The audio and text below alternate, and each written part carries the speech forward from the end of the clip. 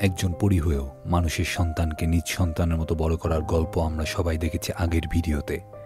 কিন্তু এবার দেখব সেই সন্তানের অবিশ্বাস, নতুন করে ভেঙে যাওয়া মাতৃসুলভ এক পরীর মন এবং শেষে মানবজাতির সাথে ঘটে যাওয়া ভয়াবহ এক যুদ্ধ নিয়ে গল্প। তবে কি আসলেই একজন পরীকে মা হিসেবে মেনে নিতে পারবে না সেই মানব সন্তান, নাকি ভালোবাসায় পারবে সকল ভুল বোঝাবুঝির অবসান ঘটাতে? চলুন দেখে আসি। মুভির শুরুতেই দেখা যায় তিনজন মানুষ মুর্স নামে সেই পরীদের রাজ্যের একটা জঙ্গলে আসে। তারা টাকার লোভে কিছু একটা চুরি করার জন্য এসেছিল।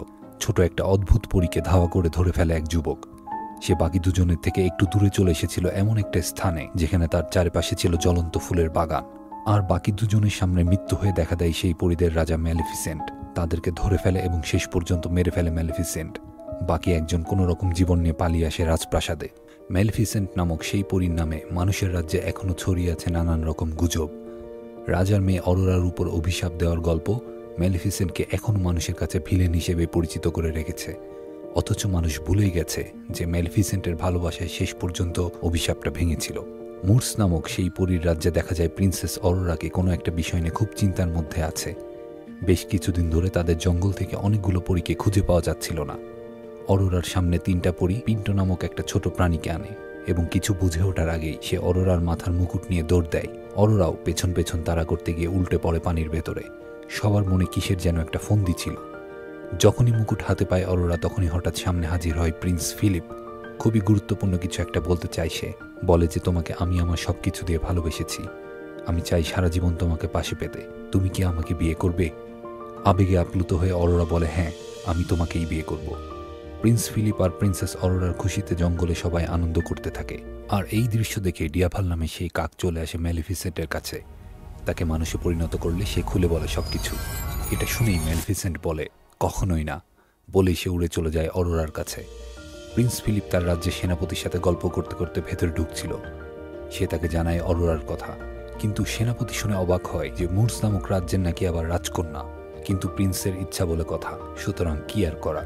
ফিলিপ রাজপ্রাসাদে ঢুকেই বাবাকে জড়িয়ে ধরে। তার মনের বাসনার কথা খুলে বলে রাজা ও রানীকে। রাজা তো খুবই খুশি। রানীও তার ছেলে ফিলিপকে বলে যে তুমি যেটা সিদ্ধান্ত নিয়েছো সেটাই হবে। তাহলে অরোরা এবং ম্যালেফিসেন্ট দুজনকে ডিনারের দাওয়াত দেওয়া হোক। একথা বলেই রানী প্রস্থান করে। মুর্সের সবাই খেয়াল করে ম্যালেফিসেন্ট আসছে। তারা জানতো এটা হবে। আকাশ বাতাস কাঁপিয়ে মাটিতে নামলো ম্যালেফিসেন্ট। অরোরা ভয়ে ভয়ে সামনে আগায়, খুলে বলে তার মনের বাসনা। হাতের আংটির দিকে চোখ পড়ল ম্যালেফিসেন্টের। সে বলে কোনো বিয়ে হবে না। অরোরাও প্রতিজ্ঞাবদ্ধ যে সে ফিলিপকেই বিয়ে করবে। তাকে একটা সুযোগ দিয়ে দেখতে বলে অরোরা। শেষ পর্যন্ত বাধ্য হয়ে রাজি হয় ম্যালেফিসেন্ট। ফিলিপের বাবা একটা বংশগত ঐতিহ্যের ছুরি বের করে তাকে দেয় এবং বলে যে আমি চাই এটা বিয়ের সময় তুমি পড়ো। এজন্য এটা পড়ো যেন তোমাকে আর কখনো এটা ব্যবহার করতে না হয়। সে ছিল শান্তিপ্রিয় এক রাজা। অন্যদিকে রানীকে দেখা যায় একটা মূর্তির মাথা ঘুরিয়ে গোপন এক দরজা খোলে এবং ভেতরে যায়। প্রাসাদের ভেতরে গোপন এক অস্ত্রশালা। সেখানে চলছে লোহা দিয়ে বিভিন্ন রকমের অস্ত্র তৈরির এক বিশাল প্রস্তুতি। কিন্তু কেন? পাশের আরেকটি গবেষণা করার রুমে চলছে বিস্তর গবেষণা। সেখানে আটকানো আছে অনেকগুলো পরী। রানী সেখানেও প্রবেশ করে এবং বলে যত তাড়াতাড়ি করবে ততই ভালো। হঠাৎ সেখানে দেখা যায় সেই সেলাইয়ের মেশিন এবং সুচ যেটা দিয়ে ম্যালেফিসেন্ট অরোরাকে অভিশাপ দিয়েছিল। রানীর আসল উদ্দেশ্য কিছুক্ষণের মধ্যেই পরিষ্কার হয়ে যাবে। এদিকে রাজপ্রাসাদে ডিনারের দাওয়াত পেয়ে ম্যালেফিসেন্ট ডিয়াভালের কাছ থেকে শিখতে থাকে কিভাবে মানুষের সাথে ভালোভাবে কথা বলতে হবে। খুবই হাস্যকর একটা ব্যাপার স্যাপার। পেছন থেকে অরোরা রেডি হয়ে এসে ডাক দেয়। উল্টো ঘুরে তাকাতেই অরোরা সৌন্দর্যে বিমোহিত হয়ে তাকিয়ে থাকে ম্যালেফিসেন্ট। কিন্তু তার মনের মধ্যে কিসের যেন চাপা কষ্ট। অরোরা ম্যালেফিসেন্টকে তার শিং ঢাকবার জন্য একটা স্কার্ফ দেয় এবং কোনো আপত্তি ছাড়াই ম্যালেফিসেন্ট সেটা গ্রহণ করে। ম্যালেফিসেন্ট, অরোরা এবং ডিয়াভাল এই তিনজন মিলে হাঁটতে থাকে রাজপ্রাসাদের দিকে। গাছের শিকড় দিয়ে তৈরি হয়ে যায় ব্রিজ। রাজপ্রাসাদে প্রবেশ করে ম্যালেফিসেন্ট এবং অরোরা। রাজা, রানী এবং প্রিন্স ফিলিপ ভেতরে অপেক্ষা করছিল। প্রথমে প্রবেশ করে অরোরা। তাকে সানন্দে সবাই বরণ করে নেয়। এরপর আসলো সবার বহু প্রতীক্ষিত ম্যালেফিসেন্ট। প্রিন্স ফিলিপ তাকে তার বাবা মায়ের সাথে পরিচিতি করিয়ে দেয়। ম্যালেফিসেন্ট বহু অভিনয়ের মধ্য দিয়ে হলেও হাসি খুশি থাকার চেষ্টা করে। তখন রানী সবাইকে রাতের খাবারের জন্য আমন্ত্রণ জানায় এবং এখানেই শুরু হয় তার কুটিল পরিকল্পনার প্রথম চাল। প্রথমে ম্যালেফিসেন্ট দেখে তার সামনে দেওয়া হয়েছে লোহার তৈরি বিভিন্ন চামচ। এটা দেখে অরোরা রানীকে জানায় যে লোহার জিনিসপত্রে ম্যালেফিসেন্টের সমস্যা হয়। যদিও রানী সবকিছু জানতো, তারপর অভিনয়ের ভান ধরে বলে এটা সত্যিই তার জানা ছিল না। চামচগুলো সরানোর আদেশ করে আর শুরু করে তার পরিকল্পনার প্রথম চাল। বারবার অরোরার বাবা এবং তার রাজত্বের কথা জিজ্ঞাসা করে। বারবার তুলে আনে তার বাবাকে হত্যার প্রসঙ্গ, কারণ সে জানত যে মেলিফিসেন্টই তাকে হত্যা করেছিল। রানী অরোরাকে তার অভিশাপের ব্যাপারে জিজ্ঞাসা করে, আর ধীরে ধীরে মেলিফিসেন্ট তার নিজের উপর থেকে কন্ট্রোল হারাতে থাকে। রাজা অবস্থা বুঝতে পেরে সবাইকে শান্ত করে। ঠিক এই মুহূর্তে রানী সবথেকে বড় আঘাত করে মেলিফিসেন্টকে। রানী বলে যে, অরোরা, তুমি এখন আমাদের সন্তানের মতো। সারা জীবন তুমি যে বাবা মায়ের ভালোবাসা থেকে বঞ্চিত হয়েছ, সেই ভালোবাসা আমরা তোমাকে ফিরিয়ে দেব। হাজার হোক, মানুষের ভালোবাসাই তো আসল ভালোবাসা। মেলিফিসেন্টের হৃদয়ে গিয়ে কথাটা আঘাত করে।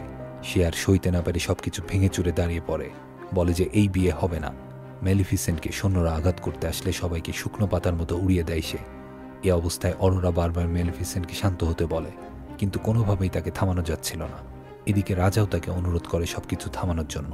হঠাৎ কোনো একটা কারণে রাজা লুটিয়ে পড়েন। রানী চিৎকার করে বলতে থাকেন যে মেলিফিসেন্ট তাকে অভিশাপ দিয়েছে। অরোরা রাজার এই পরিণতি দেখে মেলিফিসেন্টের কাছে রাজার প্রাণ ভিক্ষা চায় এবং অভিশাপ তুলে নিতে বলে। মেলিফিসেন্ট বলে যে আমি কিছুই করিনি, আমরা এখান থেকে চলে যাব অরোরা। কিন্তু অরোরা রাজার পাশে এসে মেলিফিসেন্টের এই অমানবিকতা দেখে কাঁদতে থাকে। আর মেলিফিসেন্টও হৃদয় ভাঙা কষ্ট নিয়ে বুঝতে পারে অরোরার সিদ্ধান্ত। আবারও সবার কাছে ভিলেনে রূপান্তরিত হয়ে বিদায় নেয় মেলিফিসেন্ট। কিন্তু রাজার তাহলে কেনই বা এই পরিস্থিতি হবে? এর পেছনে কে দায়ী?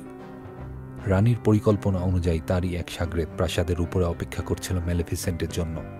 যখন তাকে দেখতে পায় তখনই তাকে শ্যুট করে সে। মেলিফিসেন্ট লোহার তৈরি অস্ত্রের আঘাতে সমুদ্রের ভেতরে মৃত্যুমুখে পতিত হয়।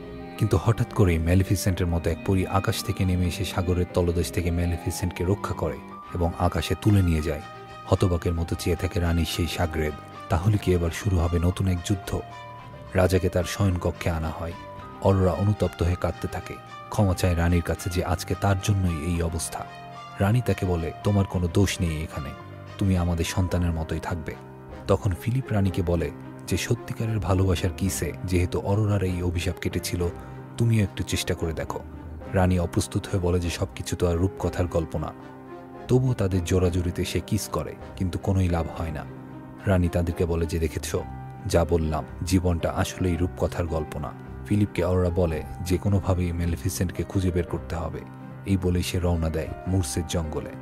মেলিফিসেন্টকে ডাকে এবং খুঁজতে থাকে সে, কিন্তু কোথাও তার আর কোনো সারা শব্দ নেই। হঠাৎ টিয়াফালা এসে হাজির হয় সেখানে। তাকে দেখেই অরোরা জড়িয়ে ধরে এবং জানতে পারে যে মেলিফিসেন্ট নাকি মুরসে আসেইনি। মেলিফিসেন্টের স্বজাতি যে কিনা তাকে রক্ষা করেছিল, সে তখন নিজের আবাসস্থলে মেলিফিসেন্টকে নিয়ে যায়। জীবন মৃত্যুর সন্ধিক্ষণে মেলিফিসেন্টের স্মৃতিতে শুধুমাত্র ঝাপসাভাবে অরোরার বাচ্চাকালে কিছু ছবি ভেসে উঠছিল। রানী তার সাগরেদকে বলে যে মেলিফিসেন্টকে হত্যা করা গেছে কিনা। তখন সে জানায় মেলিফিসেন্ট আহত হয়ে সমুদ্রে পড়েছে ঠিকই, কিন্তু আরেকটা পরী এসে তাকে তুলে নিয়ে গেছে এবং জানায় যে সে পরীও ছিল ঠিক মেলিফিসেন্টের মতোই দেখতে। রানী সময় নষ্ট না করে অস্ত্রাগারের প্রস্তুতি দেখতে চলে যায়, কারণ সে জানে সামনে আসতে যাচ্ছে এক ভয়াবহ যুদ্ধ। মেলিফিসেন্ট চোখ খুলেই দেখে সে আহত অবস্থায় শুয়ে আছে। এ যেন এক নতুন জগৎ। উঠে দাঁড়িয়ে হাঁটতে থাকে সে। কিছু কথার শব্দ শুনে একটা টানেলের মধ্যে ঝাঁপ দেয়। শেষ মাথায় এসে মেলিফিসেন্ট অবাক হয়ে দেখে যে ঠিক তারই মতো আরও অনেক পরী দাঁড়িয়ে আছে। এর মধ্যে বোরা নামে একটা পরী উঁচু গলায় কথা বলছে, যে কোনো মূল্যেই হোক আমাদের মানব জাতিকে ধ্বংস করতেই হবে, নইলে আমাদের অস্তিত্বই থাকবে না। তখন কনেল নামের আরেক পরী এসে বলে, এটা করলে আমাদের আরও অনেক ক্ষতি হবে, মানুষের সংখ্যা অনেক, আমরা কখনোই জিততে পারবো না। আসলে এই পরীটাই ছিল কিন্তু সেই পরী যে মেলিফিসেন্টের জীবন বাঁচিয়েছিল। তখন বোরা বলতে থাকে যে আমাদের ভেতরে আছে এমন একজন যাকে নিয়ে মানুষ ভাবতেও পারবে না। তার ভেতরে যেই শক্তি আছে তা আমাদের কারো ভেতরে নেই। মেলিফিসেন্টকে দেখাই সে, উড়ে গিয়ে তার সামনে দাঁড়ায়। মেলিফিসেন্টকে মানুষ জাতির অংশ বলে রাগিয়ে তোলে বোরা। হঠাৎ নিজেকে কন্ট্রোল করতে না পেরে সামান্য এক ছোঁয়াতেই বোরাকে ছিটকে ফেলে দেয় মেলিফিসেন্ট। সবাইকে সেটা দিকে হাসতে হাসতে বলে, এই শক্তিটাই আমাদের রক্ষা করবে মানুষের হাত থেকে। সবাই চলে গেলে শুধুমাত্র কনেল মেলিফিসেন্টের সামনে দাঁড়ায়। মেলিফিসেন্ট চিনতে পারে যে এই তাকে রক্ষা করেছিল। কনেল তাকে বলে, চলো তোমাকে ঘুরিয়ে দেখায় আমাদের প্রজাতির সর্বশেষ এই আস্তানাটি। মেলিফিসেন্ট উড়ে উড়ে দেখতে থাকে, কি অদ্ভুত একটা জায়গা। এই স্থানে হরেক রকমের আবহাওয়া, কোথাও তুষারপাত, আবার কোথাও সবুজ বন জঙ্গলে ঢাকা। কনেল তাকে বলে যে যখন মানুষ জাতির পরিমাণ বাড়তে শুরু করে তখন পৃথিবীর সবখান থেকে আমাদের প্রজাতি এখানে জড়ো হয়। অনেকেই হারিয়ে গেছে।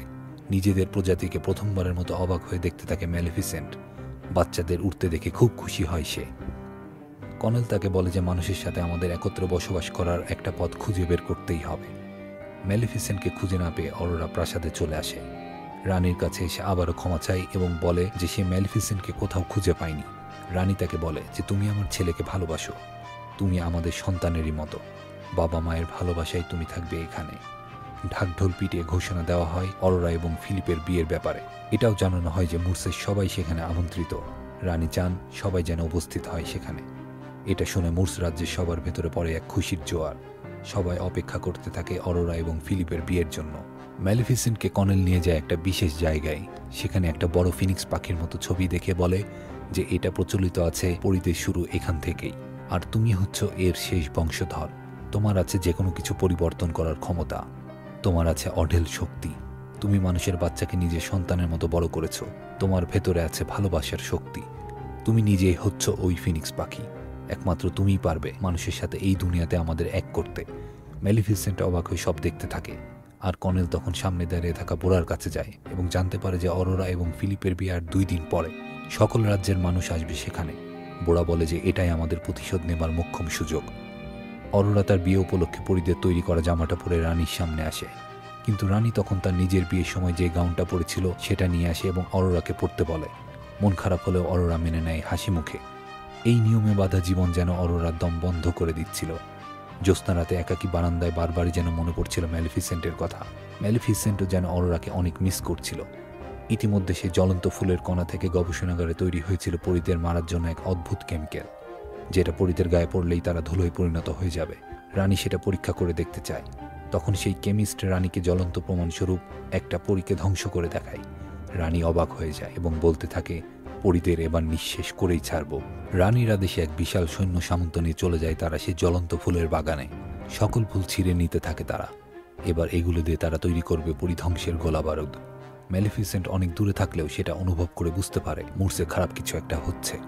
সাথে সাথে সে উড়াল দেয় মুর্সের দিকে। খারাপ কিছু একটা অনুমান করে বোড়াও তাকে ফলো করে। মুর্সে এসে ম্যালিফিসেন্ট বোড়াকে বলে যে এখানে আমরা মৃতদেরকে কবর দেই, আর মানুষরা সেই জ্বলন্ত ফুলগুলো সব কেটে নিয়ে গেছে। কিন্তু তারা জানতো না যে রানীর নির্দেশে এখানে একটা হামলার পরিকল্পনা তারা করে রেখেছিল। ঘন জঙ্গলের ভেতর থেকে হঠাৎ কিছু সৈন্য ম্যালিফিসেন্টের উপর আক্রমণ করে, কিন্তু কোথা থেকে যেন কনেল সেখানে চলে আসে এবং নিজের জীবন বিসর্জন দিয়ে হলেও রক্ষা করে ম্যালিফিসেন্টকে। বোড়া সকল সৈন্যদেরকে একাই ধ্বংস করে দেয়। কনেলকে নিয়ে ম্যালিফিসেন্ট ও বোড়া রওনা দেয় তাদের নিরাপদ বাসস্থানে। দেখতে দেখতে বিয়ের দিন চলে আসলো। দলে দলে মুর্স থেকে সবাই আসতে থাকে রাজপ্রাসাদে। সবার মনে উৎসবের আমেজ। অরোরা প্রাসাদ থেকে এই দৃশ্য দেখে খুবই খুশি হয়, কিন্তু তারা জানি না যে কি ভয়ঙ্কর পরিণতি অপেক্ষা করছে তাদের জন্য। ডিয়াভালো যখন ঢুকতে যায় তখন সে খেয়াল করে যে সৈন্যরা তাকে ঢুকতে দিচ্ছে না, কারণ তারা তাকে মানুষ ভেবেছিল। চারিদিকে তাকালে ডিয়াভাল বুঝতে পারে যে কোনো মানুষকেই আজকে ঢুকতে দেয়া হচ্ছে না। বুঝতে আর বাকি থাকে না যে এখানে কোনো একটা খারাপ কিছু পরিকল্পনা করা হচ্ছে। ডিয়াভাল সবার চোখ ফাঁকি দিয়ে রাজপ্রাসাদে ঢোকার পরিকল্পনা করে। এমন সময় ফিলিপ এসে অরোরাকে ভালোবাসে জানাতে একটা ফুল উপহার দেয়, কিন্তু অরোরা অবাক হয়ে দেখে যে এটাই তো সেই জ্বলন্ত ফুল। তবে ফিলিপ কোথায় পেল এটা? মনে সন্দেহ নিয়ে সে বের হয়ে যায় এবং কি ভেবে যেন চলে আসে রানীর গোপন করিডোরের সামনে। মাথায় মুকুট পরানো একটা পুতুলের মাথা ঘুরিয়ে খুলে ফেলে সেই গোপন দরজা। এদিকে ম্যালিফিসেন্ট কনেলকে মাটিতে শুইয়ে দেয়। প্রচলিত পদ্ধতিতে চিকিৎসা দেওয়ার চেষ্টা করছিল সবাই। প্রতিশোধের আগুনে জ্বলতে থাকে বোড়া। সবাইকে যুদ্ধের প্রস্তুতি নিতে বলে সে। মৃত্যুর আগ মুহূর্তে কনেলের হাত ধরে ম্যালিফিসেন্ট বোড়ার দিকে তাকিয়ে যেন যুদ্ধের একাত্মতায় ঘোষণা করে। অরোরা সেই গোপন করিডোর ধরে আগাতে থাকে এবং পৌঁছে যায় সেই গবেষণাগারে। অবাক হয়ে লক্ষ্য করে যে বোতলের মধ্যে বন্দি অনেকগুলো পরী। এরাই ছিল আসলে মুর্স থেকে হারিয়ে যাওয়া সেই পরী। পাশের রুমেই রাখা সেই অভিশপ্ত সেলাই মেশিন। সূচের কাছে আঙুল নিয়ে যেতেই কল্পনাতে ভেসে ওঠে সবকিছু, যে রাজার এই অবস্থা কিভাবে হয়েছে আর কে করেছে এই অবস্থা। আর ওই মুহূর্তেই পেছনে হাজির হয় রানী। সে বুঝতে পারে যে অরোরা সবকিছু বুঝে ফেলেছে। তাকে বন্দি করে রাখার আদেশ দেয় রানী। দুদিকেই শুরু হয় যুদ্ধের প্রস্তুতি।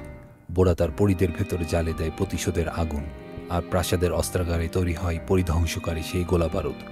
হাজার হাজার পরী ডানা মেলে আকাশে উড়াল দেয় মানুষের রাজ্য আক্রমণ করার জন্য। আর রাজপ্রাসাদের চারিদিকে সুসজ্জিত করা হয় যুদ্ধের সরঞ্জামাদি দিয়ে। হলরুমের ভেতরে মুর্সের সকল পরীদের ঢুকিয়ে দরজা বন্ধ করে দেওয়া হয়। কিন্তু কেন? রানীর সেই সাগরে তখন ভেতরে আটকে থাকা পরীদের উপর ছুটতে থাকে ধ্বংসাত্মক কেমিক্যালস। একে একে অনেক পরীরা মারা যেতে থাকে। এ সময় অত্যন্ত বুদ্ধি আর কৌশল খাটিয়ে অরোরা কোনো রকম পালিয়ে যায় তার রুম থেকে। হলরুমে চলতে থাকে সেই হত্যাযজ্ঞ, আর আকাশে ভেসে আসতে থাকে হাজার হাজার পরী। অরোরা কোনো রকম জীবনের ঝুঁকি নিয়ে এসে পড়ে ফিলিপের রুমে। তাকে পুরো ঘটনা খুলে বলে সে। ম্যালিফিসেন্ট যে রাজাকে অভিশাপ দেয়নি সেটা রাজার রুমে এসে প্রমাণ করে দেয় অরোরা, এবং বলে যে রানী নিজেই করেছে এই কাজ। রানী সকল সৈন্যদের অপেক্ষা করতে বলে সঠিক সময়ের জন্য। যখন পরীরা একদম কাছাকাছি চলে আসে তখন ফায়ার করার আদেশ দেয় রানী। পরীরা জানতো না যে তাদের মারার জন্য এরকম প্রাণনাশক কোনো কিছু তৈরি করেছে মানুষ। একের পর এক পরীরা মরতে থাকে। তখন তারা প্ল্যান পরিবর্তন করে এবং নিজেদেরকে ভাগ করে ভিন্ন ভিন্ন দিকে আক্রমণ করে। হামলা ও পাল্টা হামলার মধ্যে চলতে থাকে এই ভয়াবহ যুদ্ধ। কেউই কাউকে ছাড় দিতে রাজি নয়। এমন সময় অরোরা এবং ডিয়াভাল সেই হলরুমের সামনে চলে আসে এবং দরজা খোলার চেষ্টা করে। ডিয়াভালকে কিছু সৈন্য এসে মাটিতে চেপে ধরে। হঠাৎ ডিয়াভাল ধীরে ধীরে একটা বিশাল ভাল্লুকে পরিণত হয় এবং সবাইকে ছুঁড়ে ফেলে। অরোরা বুঝতে পারে যে ম্যালেফিসেন্ট আসছে। আকাশ ভেদ করে ম্যালেফিসেন্ট নেমে আসে এবং সবার উপরে নামায় ভয়ঙ্কর এক আগ্রাসন। চারিদিক ভেঙে চুরে চুরমার করে ম্যালেফিসেন্ট। নেমে আসে সেই রানীর সামনে। রানীও তার জন্য অপেক্ষা করছিল। ম্যালেফিসেন্ট যখনই রানীকে মারার জন্য এগিয়ে যাচ্ছিল তখনই তাদের মাঝে এসে হাজির হয় অরোরা। সে বলে, আমি জানি তুমি এমন নও। ম্যালেফিসেন্ট বলে, তুমি জানো না আমি কে। অরোরা বলে, আমি জানি তুমি আমার মা। মা ডাক শুনেই ম্যালেফিসেন্ট যেন নিজেকে সেই মমতাময়ী রূপে ফিরে পেল এবং এই সুযোগে রানী অরোরার পেছন থেকে একটা তীর ছুঁড়ে মারে, যার মাথায় লাগানো ছিল পরিধ্বংসকারী সেই গোলা। ম্যালেফিসেন্ট নিজের জীবনের বিনিময়ে রক্ষা করল অরোরার জীবন। ছায় হয়ে পড়ে গেল ম্যালেফিসেন্টের শরীর। জীবনের সবচেয়ে প্রিয় মানুষটিকে হারিয়ে কান্নায় ভেঙে পড়ে অরোরা। চোখ থেকে গড়িয়ে পড়ে অশ্রুধারা। রানী অরোরাকে গ্রেপ্তার করে এবং ভাবতে থাকে সব বুঝি শেষ। ঘোষণা দেয় যে ম্যালেফিসেন্ট মারা গেছে। এমন সময় অরোরার ভালোবাসায় মিশে থাকা সেই অশ্রুসিক্ত জলের সাথে হঠাৎ করে ঘটে এক অদ্ভুত ঘটনা। ম্যালেফিসেন্টের জন্ম হয় সেই ভয়াবহ ফিনিক্স পাখির রূপে, যার পাখার বাতাসে গুড়িয়ে যেতে থাকে প্রাসাদের বিভিন্ন অংশ। অবস্থা বেগতিক দেখেই কুটিল সেই রানী অরোরাকে ধাক্কা দিয়ে নিচে ফেলে দেয়। ফিনিক্স তাকে বাঁচানোর জন্য উড়াল দেয় এবং রানী সেখান থেকে পলায়ন করে। ম্যালেফিসেন্ট শেষ পর্যন্ত অরোরাকে রক্ষা করতে পারলেও রানী রক্ষা করতে পারেনি তার জীবন।